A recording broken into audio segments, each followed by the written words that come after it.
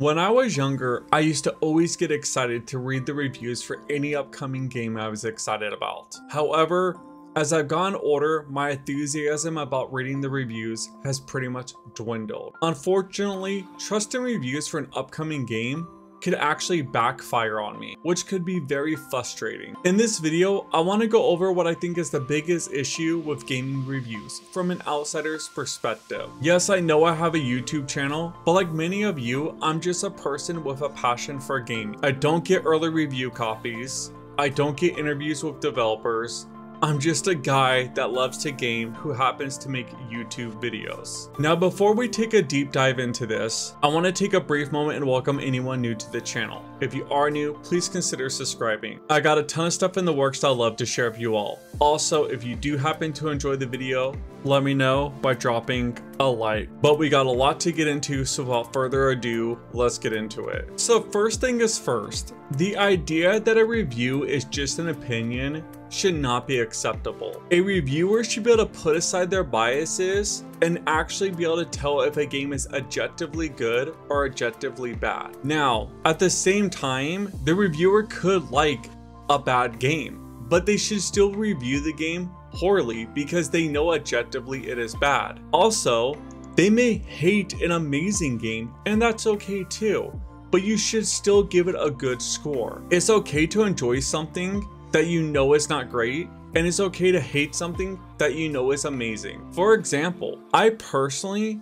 did not enjoy the new God of War games. They just were not for me. But if I were to review them, I would rate them high because objectively I know they're phenomenal games. And that's just an example of it. Sometimes your personal opinion should be set aside because you're a professional who's supposed to be reviewing a video game. Next up, if a game has a ton of technical issues, it should automatically not get a good review. I'm sorry, but games getting 7 to 9s and launching with stuttering issues, frame rate drops, or being completely unplayable is unacceptable. This happens a lot, especially when a game is overly hyped by its fan base. The best example of this was Cyberpunk 2077. This game was so broken at launch that CD Projekt Red had to offer full refunds on all platforms. It was so bad, it got delisted from the PlayStation Store. It was so poorly optimized that Microsoft offered full refunds on all the digital purchases. The game was so disappointed and riddled with bugs that even GameStop changed its policy and offered full refunds even if the game was open. So yes, before I say what the reviews were, I want to point out that I know the reviewers reviewed the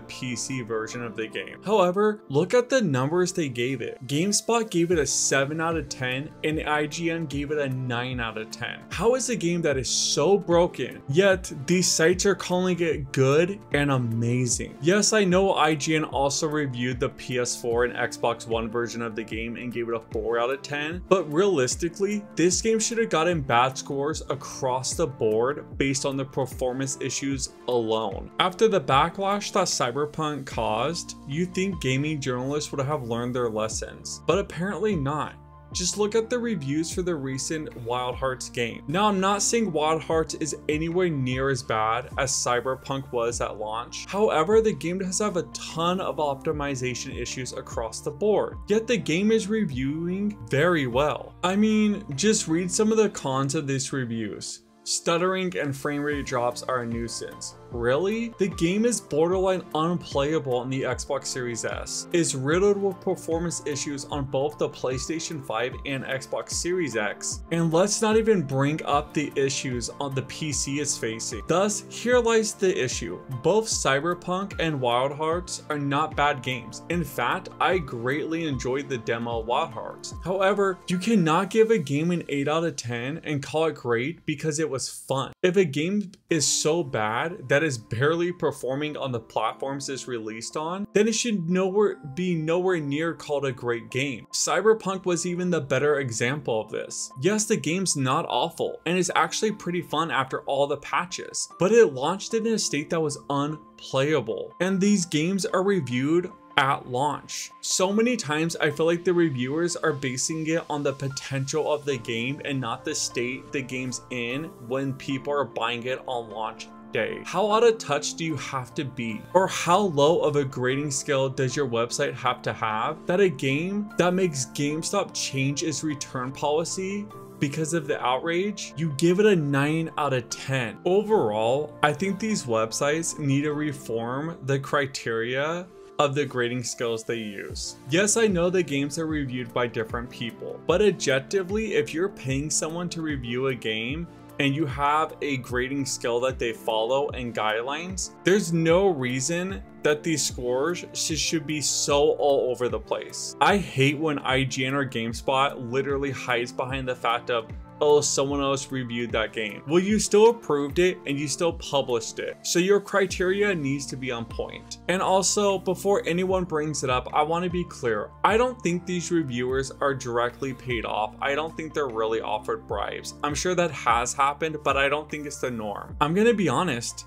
I think most of the reviewers are simply underpaid and they literally don't care. Or they're just so out of touch with the gaming audience that they don't know what objectively is a good game anymore. At the end of the day, journalists are supposed to be there to inform the people. It's supposed to be there to provide us with the best possible information about upcoming games in our beloved hobby. It's supposed to help us make informed decisions when purchasing a console, accessory, or video game. However, unfortunately, the average gamer only really uses these reviews to make memes when it benefits them in the console war. Honestly, I truly think most gamers don't really take any of these reviews seriously anymore, and they just look up a gameplay video on YouTube or check the game out on Twitch to decide if they want to buy the game or not. It's just sad that so many of us have lost complete faith in most major gaming websites.